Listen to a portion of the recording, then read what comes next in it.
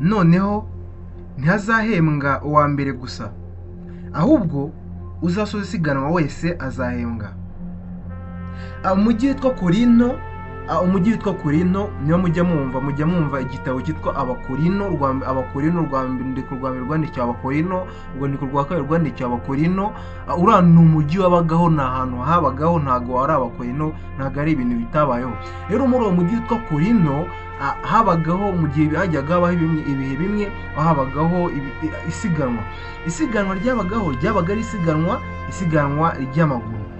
Iyo ryabaga ari isiganwa ry'amaguru rero, uwo ni umwe mu minsi yabaga ari iminsi yakundwaga cyane, kuko isiganwa ry'amaguru wabaga ari umunsi w'ibirori.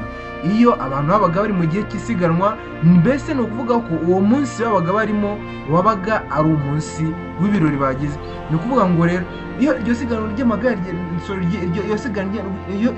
ry'amaguru ryabaga ryegereje, buri muntu wese warijyagamo yagombaga kuba ari umuntu witeguye neza, yagombaga kuba ari umuntu witeguye, wariye neza muri iyo minsi, wakoze imyitozo hato kugira ngo iryo siganwa azajyamo atazatsindwa cyangwa se akaba yarwana. Muri iryo siganwa hari amabwiriza yabaga arimo. Iryo siganwa ry'amaguru nubwo basiganwaga ari benshi, umuntu wahembwaga yabaga ari umuntu umwe wenyine, umuntu wabaye uwa mbere. Mbibutse, njyewe nitwa Ezekiel Niyomugabo, turimo kubana muri uyu mwanya. Mu rwandiko rwa mbere Paul rero yandikiye Abakorinto, mu gice cyaho cya 10:24 aravuga ngo ntimuzi yuko mu birori abasiganwa biruka bose, ariko ugorerwa akaba umwe, namwe abari kumwiruka kugira ngo mugorerwe. Ntabwo ndagera ku murongo. Iyo abantu babaga biruka basiganwa ku maguru, hari ibintu byabaga bitandukanye. Hari igihe birukankaga abambere bakavamo bagitangira, cyangwa se birukanse nk'ikilometero kimwe cyangwa se nk'intambwe runaka, bitewe n'uko babaga barushye. Abandi rero bo hari igihe bakomezaga bakirukanka ko bagakoresha imbaraga zabo zose kugira ngo barebe ko bagera ku musozo. Ariko hari ubwo babaga benda kugera ku musozo, bamwe bakananirwa, bakagwa yewe bakaba banakoza, bakagenda bakuruza inda kugira ngo barebe ko bahagera. Ariko nubwo byagenze gutyo, umwe wenda se wari uri inyuma akaba araje abaciyeho, akagera aho bagomba gusiganwa, agasoza isiganwa ari uwa mbere. Ariko bwa mbere mwabonaga ko ari inyuma, isiganwa akarisoza ari uwa mbere, nuko igihembo rwose akagihabwa hatitawe kuko abandi bavunitse, hatitawe ko abaye uwa mbere, uwa kabiri cyangwa uwa gatatu.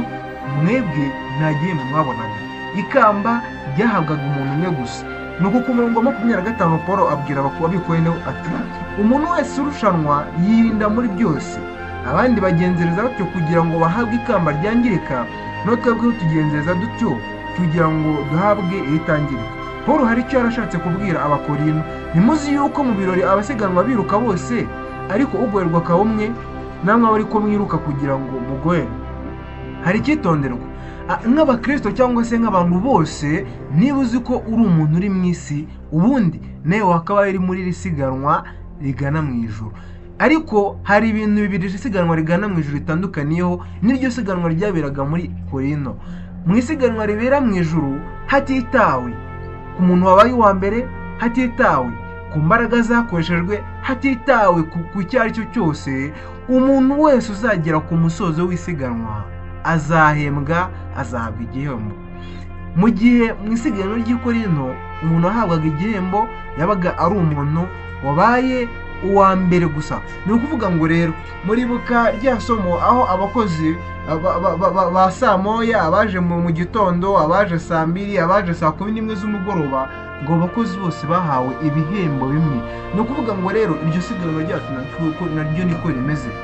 Muri urugendo rugana mu ijuru, uzahembwa ntago ari umuntu wabwirije abantu benshi cyane, ntago ari umuntu wakoze ibitangaza byinshi cyane, ntabwo ari umuntu wigishije abantu benshi bagakizwa, ahubwo umuntu uzahembwa ni umuntu wese uzaba waritwaye neza, umuntu wese uzaba yaririnze muri byose, nk'uko muri Korinto umuntu wabaga agiye gusiganwa yirindaga muri byose kugira ngo hato atazananirwa. Umuntu wagerageje kwirinda muri byose, agakora ibyo Uwiteka ashaka, uwo nguwo akaba yabasha kuzagera ku iherezo cyangwa se ku musozo w'uru rugendo, uwo nguwo azahabwa. Inshuti yanjye, mwene data, ndakwinginze kugira ngo wirinde muri byose, ibyo kurya, ibyo ukora, imivugire, imigendere, imyambarire, ho hato utazasigara mu nzira abandi bakagusiga, wowe ukazabura ibihembo. Byari bibabaje warabayeho muri iyi si wishimye, bikazasozwa uri gutwikwa mu muriro, uri gutwikanwa hamwe n'abantu rwose bakoze ibintu bibabaje bitari byiza, rwose bikagaragara yuko wowe uzi ubwami bwo mu ijuru. Ndakwinginga nshuti yanjye, wowe wagize amahirwe yo kuntega amatwi, kugira ngo ukore igisabwa cyose, ukore igishoboka cyose, kugira ngo iri siganwa turimo nawe uzagere ku iherezo, uzahabwe ikamba ritangirika mu izina rya Yesu. Njye nari Ezekiel Niyomugaba, twakoresheje isomo rimwe riboneka mu Rwanda rw'Abakorinto igice cya 10 umurongo wa 24 ndetse na 25. Yavuga ngo muzi yuko mwerora abasiganwa biruka bose, ariko ugorerwa kabumwe, namwe bari ko mwiruka kugira ngo mugororerwe. Umuntu wese urushanwa yirinda muri byose, abandi bagenzereza batyo kugira ngo bahabwe ikamba ryangirika, naho twebwe tugenzereza dutyo kugira ngo duhabwe ikamba ritangirika. Mukomeze kugira ibihe byiza, Uwiteka abarinde.